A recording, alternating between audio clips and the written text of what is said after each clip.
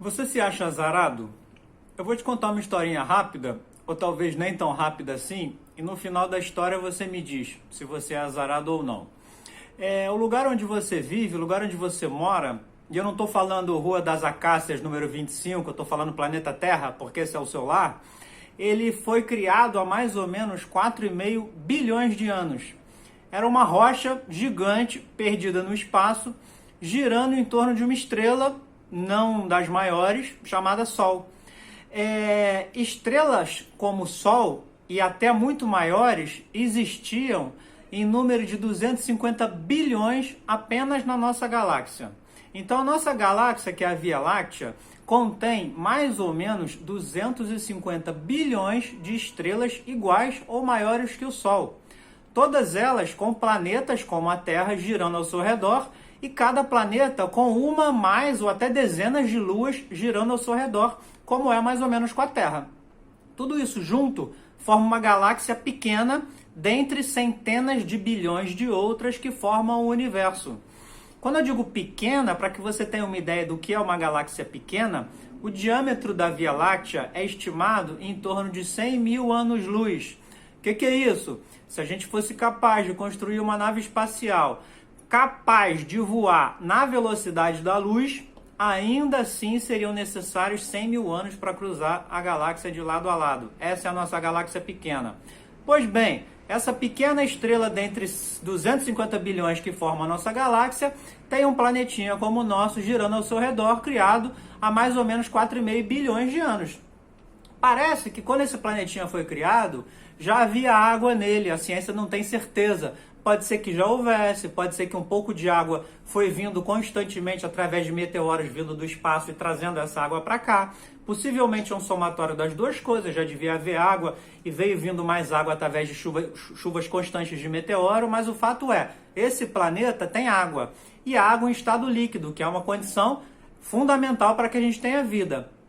Essa água por si só não foi capaz de habitar a vida por mais ou menos 1 bilhão de anos. Por quê? Porque só mais ou menos 1 bilhão de anos depois da formação da Terra é que a gente começou a ter os primeiros seres vivos, que eram unicelulares. O que é isso? Apenas uma célula. Para você ter uma noção, o ser humano tem trilhões de células. Então, essa primeira vida tinha apenas uma célula e se alimentava de matéria inorgânica. Então, parece que a coisa estava favorável à vida. A partir daí, foi necessário 1 bilhão de anos de mutações constantes para que, em dado momento, essa pequena célula, como se fosse uma bactéria, começasse a ser capaz de fazer fotossíntese. Igual a plantinha que você tem na sua varanda. Começou a fazer a fotossíntese e o resultado de fotossíntese é oxigênio. Uma outra condição fundamental para o desenvolvimento da vida como a gente conhece hoje. Esse oxigênio era muito pouca coisa, porque uma bactéria, quanto de oxigênio uma bactéria consegue produzir? Mas eram muitas bactérias por bilhões de anos produzindo oxigênio para o ar. Agora, esse oxigênio que vai para o ar não deveria se perder no espaço, se dissipar por aí? Como é que ele ficou acumulado aqui, sendo reservado para que a gente pudesse usar hoje? Graças à atmosfera. O que é a atmosfera? É uma camada gasosa que a gente tem ao redor da Terra, que nos protege da radiação do Sol, que poderia ser fatal para a nossa existência, caso não existisse a atmosfera. Então ela consegue transformar o Sol, que poderia ser o nosso maior inimigo, no nosso maior aliado, e ela é capaz de reter esse oxigênio na superfície do planeta. E depois de bilhões de anos de acúmulo de oxigênio, a gente tem hoje uma quantidade suficiente para a gente viver a vida como você conhece, que é uma outra condição fundamental para a nossa existência.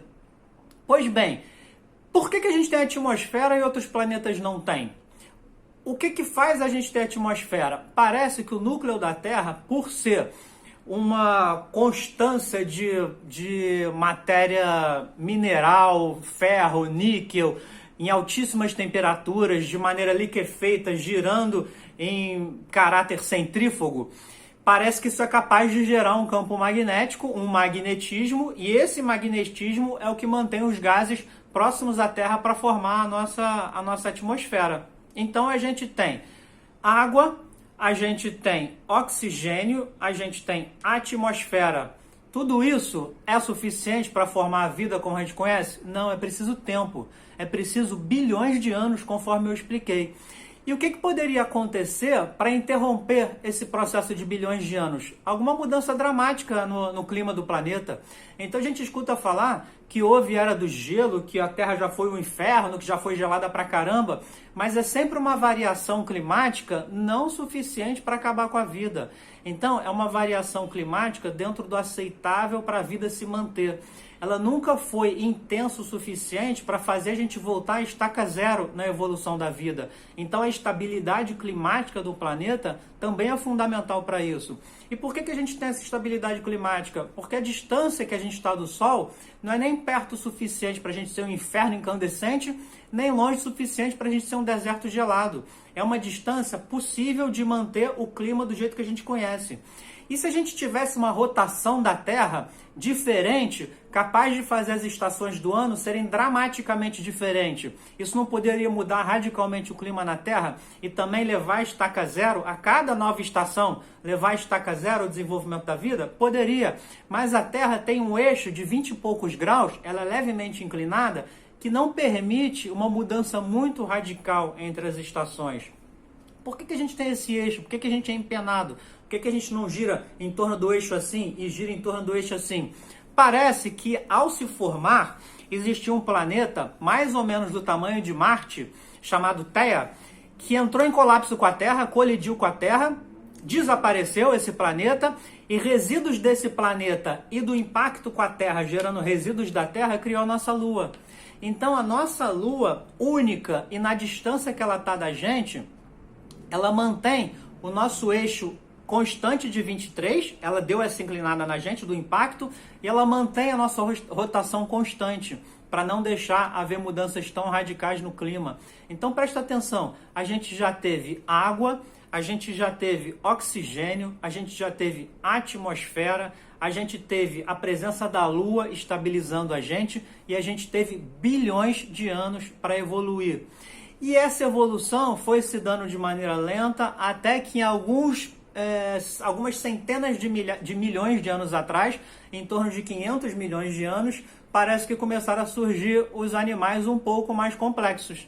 E a evolução continuou, até que mais ou menos 200 mil anos atrás, parece que surgiu o Homo sapiens, que é você, que é o ser humano como a gente conhece hoje. Homo de homem, sapiens de ciente, de pensante. É bem verdade que tem muito homem por aí que não mereceria esse sobrenome de sapiens, mas tecnicamente falando, nós somos Homo sapiens. E depois de 200 mil anos de desenvolvimento desses Homo sapiens, nós estamos aqui. Então eu te pergunto, depois de você ter nascido após uma conjunção de fatores dessa magnitude, você vai me dizer que é azarado?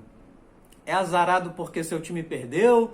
É azarado porque choveu no final de semana que você pretendia ir à praia? É azarado porque seu namoro acabou? É azarado porque bateu de carro? É azarado porque um pombo fez cocô no seu ombro? Você tem certeza que você é azarado? Salve esse vídeo para você rever quando você amanhecer se achando azarado. Aí depois você me fala se você é azarado mesmo. É só um recadinho, era para ter sido mais rápido, mas não foi. Tchau.